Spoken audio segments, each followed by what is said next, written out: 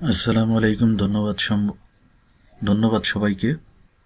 আজকে আমি পদার্থবিজ্ঞানের অভিকর্ষ মহাকর্ষ অধ্যায়ের ভর ও ওজন কাকে বলে এবং ভর ও ওজনের মধ্যে পার্থক্য কি, এসব বিষয় নিয়ে আলাপ আলোচনা করব। তা আমাদের মধ্যে অনেকেরই ধারণা আছে ভর এবং ওজন একই জিনিস। প্রকৃতপক্ষে ভর ও ওজন যে ভিন্ন ভিন্ন জিনিস, সে বিষয়টা আমি এখন আলোকপাত করব। তো প্রথমেই আমি দেখাবো ভর বা মাস কাকে বলে। কোনো একটি বস্তুতে মোট যে পরিমাণ পদার্থ আছে তাকে বলা হয় ভর। একে ক্যাপিটাল এম বা স্মল এম দ্বারা প্রকাশ করা হয়। এটা একটি অধিক রাশি। বস্তুর ভর স্থানভেদে নিরপেক্ষ, অর্থাৎ যে কোনো স্থানে নেওয়া হোক না কেন এর মান সর্বদা স্থির থাকবে। বস্তুর ভর এর স্থিতি, গতি, তাপমাত্রা, চুম্বকত্ব বা তড়িতাবস্থা দ্বারা প্রভাবিত হয় না। সেজন্য বস্তুর ভর একটি স্বাভাবিক ধর্ম। এক্ষেত্রে উল্লেখ করা যেতে পারে যে কোনো বস্তুর বেগ যদি আলোর বেগের কাছাকাছি হয় তাহলে বস্তুর ভরের পরিবর্তন ঘটে। বেগের সঙ্গে বস্তুর ভর পরিবর্তনের তত্ত্ব আইনস্টাইন এর আপেক্ষিক তত্ত্ববাদ অর্থাৎ থিওরি অফ রিলেটিভিটিতে বিশদভাবে আলাপ আলোচনা করা আছে। সেখান থেকে এটা সম্পর্কে আরো ডিটেল জানা যেতে পারে। তো এখন আমি আলাপ আলোচনা করব ওজন বা ওয়েট কাকে বলে। কোনো একটি বস্তুর যে পরিমাণ বল পৃথিবীর কেন্দ্রের দিকে আকৃষ্ট হয় তাকে এর ওজন বা ভার বলা হয়।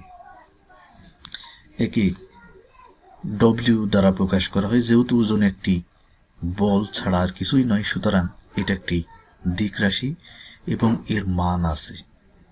ওজনকে ডব্লিউ সমান এমজি অর্থাৎ ভর এবং গ্র্যাভিটি এটা দ্বারা ত্বরণ দ্বারা প্রকাশ করা হয়। গ্র্যাভিটি তো না, এটা হচ্ছে মূলত ত্বরণ। তো বিভিন্ন স্থানে জি এর মান পরিবর্তন হয়। অতএব বস্তুর ওজন স্থান নিরপেক্ষ নয়। এই প্রসঙ্গে আরো বলা যায় যে বস্তুর ওজন একটি মৌলিক বৈশিষ্ট্য নয়।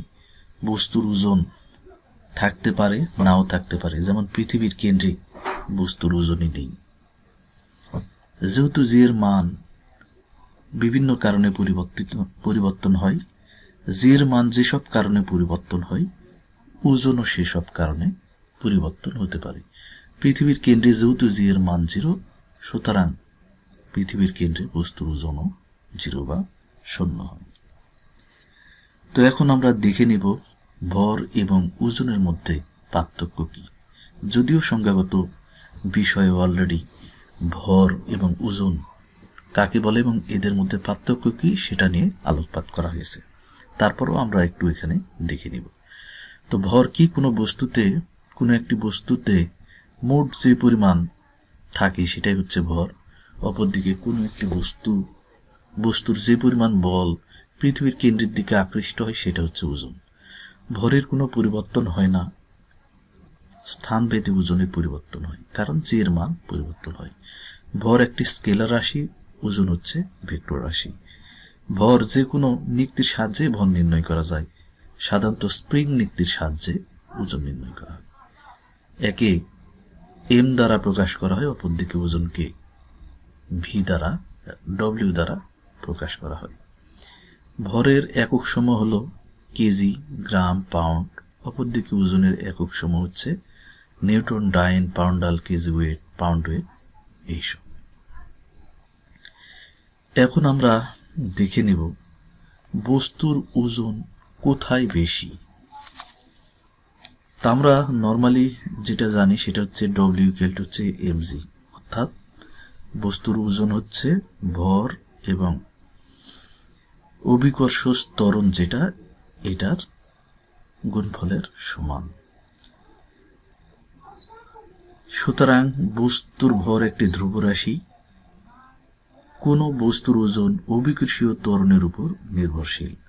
যে স্থানে অভিকর্ষ ত্বরণ বেশি সে স্থানে বস্তুর ওজনও বেশি, আর অভিকর্ষীয় ত্বরণ যে স্থানে কম বস্তুর ওজনও সে স্থানে কম। উদাহরণস্বরূপ বলা যেতে পারে মেরু অঞ্চলে মেরু অঞ্চলে, এই অঞ্চলে অভিকর্ষীয় ত্বরণ বেশি, সুতরাং এই অঞ্চলে বস্তুর ওজনও বেশি হবে।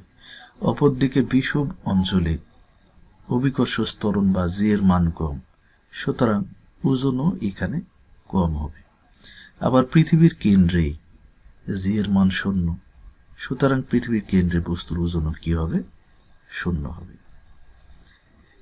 তো এভাবেই আমরা মূলত ভর এবং ওজনের মধ্যে পার্থক্যগত বিষয়গুলা আইডেন্টিফাই করতে পারি।